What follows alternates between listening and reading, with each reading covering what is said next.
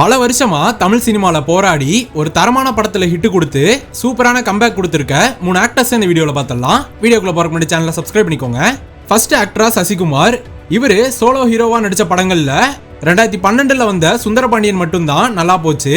அதுக்கப்புறம் 10 வருஷம் கழிச்சு 2023ல வந்த அயோத்தி, 2025ல வந்த டூரிஸ்ட் ஃபேமிலி படங்கள்ல ஸ்ட்ராங்கான கம்பேக் கொடுத்திருப்பாரு.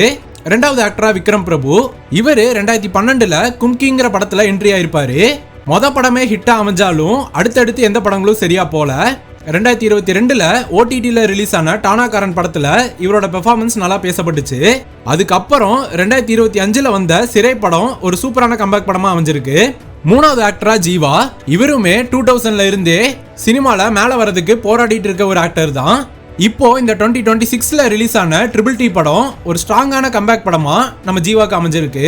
கிடைச்ச கம்பேக்க பிடிச்சு 3 பேரும் அப்படியே மேல வந்தா சூப்பர். உங்களுக்கு டூரிஸ்ட் ஃபேமிலி, சிறை, தலைவர் தம்பி தலைமையில் இந்த 3 படங்கள்ல உங்க ஃபேவரட் படம் எதுங்கிறத கமெண்ட் பாக்ஸ்ல கமெண்ட் பண்ணிருங்க. பாய்.